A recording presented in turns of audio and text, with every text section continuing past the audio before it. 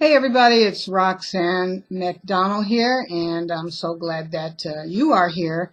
And just wanted to say that I'm really excited about you diving into the book, which is right here, The Real Skinny on Gluten-Free Living, 8 Simple Steps to Break Up with Gluten. Um, be really looking forward to hearing your thoughts and what you have to say. Just kind of wanted to read a little bit from the book just to give you, a heads up and an idea as to what's going on with it there.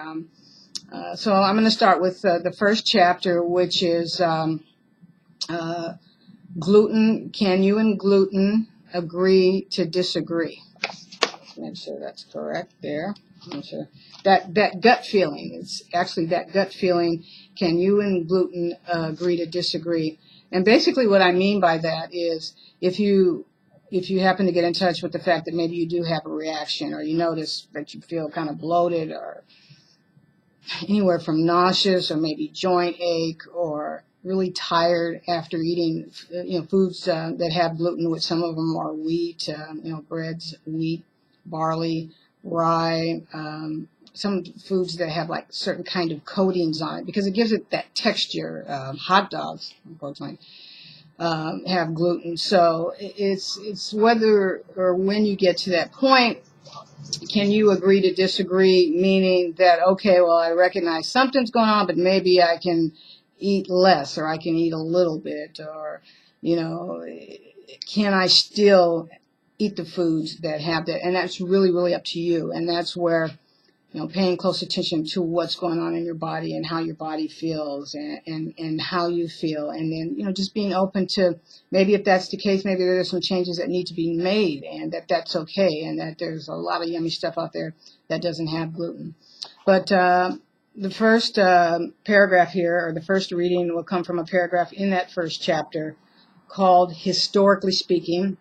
And it's some research that a doctor out of London, his name was Samuel Gee, that he did at the time that the Nazis were in reign, and there's an interesting observation that took place at that time. So it goes as follows. The link between this disease and diet didn't take place until 1944, when a Dutch pediatrician, and that was Dr. Samuel Gee, noticed that the children from his clinic started getting better after the Nazi invasion. Previous symptoms of bloating, stomach cramping, diarrhea, and fatigue gradually lessened as bread disappeared from their diets. Now, though these actions were punitive and meant as punishment from the Nazis, who were starving these children, Jewish children, they actually, their health is especially with regards to their stomach, got better. So that's an interesting thing.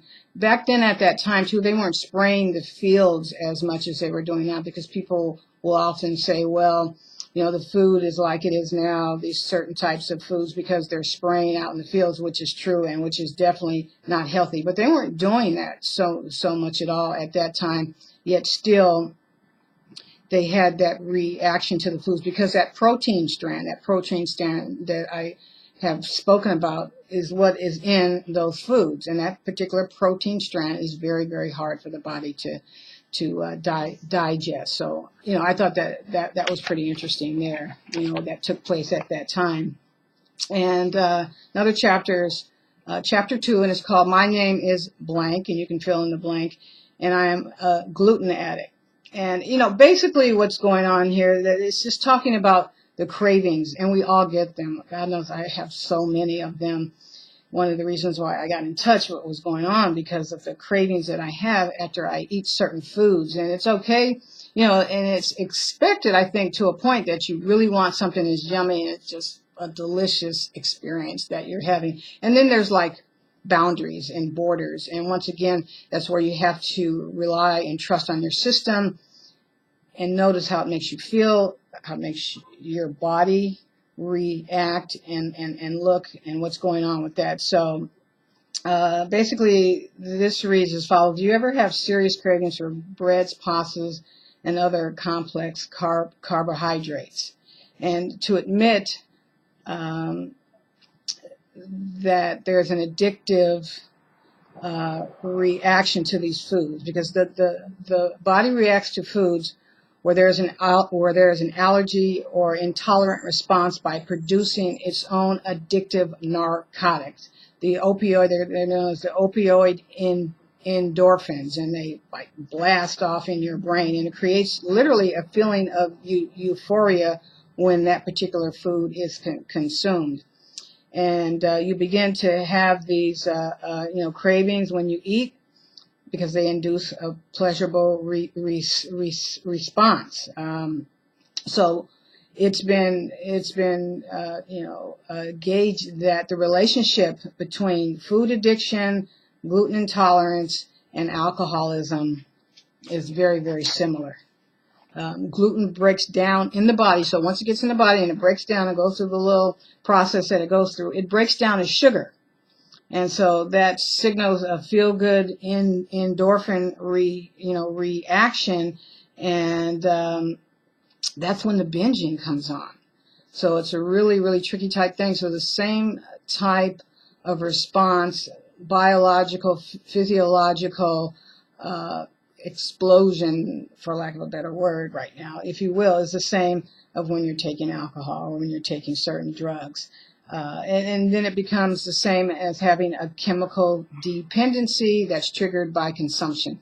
And then it goes and it goes and it goes. And it's hard. It's really, really difficult, And so I will just say, please be mindful to eliminate refined white sugar from your diet. It's more powerful than heroin. That's been, proven. White flour, processed flours, and caffeine, which I know, ouch, because I know I love me some coffee, but these are just the things that happen. And so when these illnesses come along, you have more power than you think to help change them and to help curb them and to help change them. And that's really one of the things that I want to do with this book and with the sharing that I'm going to be doing, is to help us, because I'm, for sure, part of it, to tap into that, power source, that we can make changes and live that epic life and have that epic health. So just a few questions maybe to ask yourself, because you might say, well, how do I know? How do I know if I have this? Or what are some things to look for? So, excuse me, this right here is from, it's still part of chapter 2, actually. And it's, okay, so what is your initial memory of food? Is there a history of eating disorders and or alcoholism in your family? What's your family's relationship with food? Do you notice that you tend to eat when you're upset? It could be happy or sad. I do both. I notice tends to be more when I'm upset, when I'm sad, or when I'm angry. I eat because there's a soothing that takes place. And so I try to be kind to myself, and at the same time have an awareness level now that where at times I can catch myself and I say, I really don't need to eat right now. I need to maybe do this, or I need to share with somebody, or have a conversation, or go into meditation, or just be still. Sometimes we think we need to fill in a gap, and sometimes it can just be embracing the space and let that be awesome. It's so difficult, but it's something that once you do, a lot of inner strength and calm and peace comes from that. And so this one other chapter here I want to share with you is chapter, I think it's chapter 6, and it's called What's Up, Doc? Because, let's face it, we rely so much on our doctors, on what they tell us.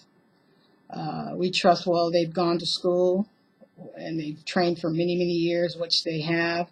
And it feels good, too, to have somebody else that we can kind of hold accountable for what's going on with us. And to a certain degree, that can be the case, but a lot, as I've been saying, can go to us. And I always look at the relationship with the doctors, and I think it's beginning to shift like that, to be a partnership, where you go to them and yes, they help you and they're sharing with you, but that we're in a space where we're in touch with what's going on, to the point that we're saying, okay, well, I feel like this. Well, what does this mean here? And what does that mean there?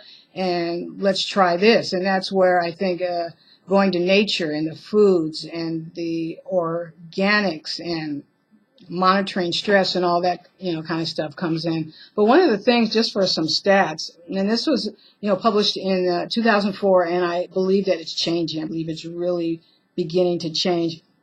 But in medical school, like only 40% of the medical schools provided courses where nutrition was a requirement.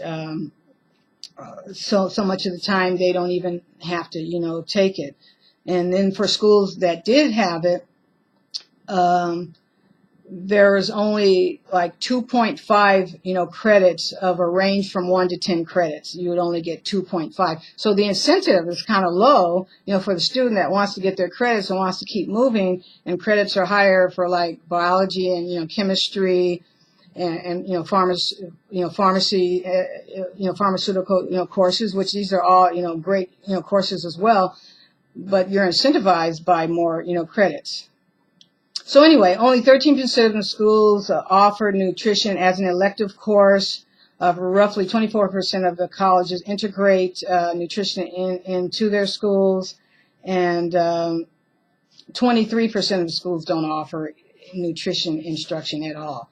So, I mean, these are the things that have a lot to do with mindset and guiding our mindset and, causing us to be somewhat rigid in the way that we think because of the educational aspect. And as I said before, that's changing. I think it's a wonderful thing.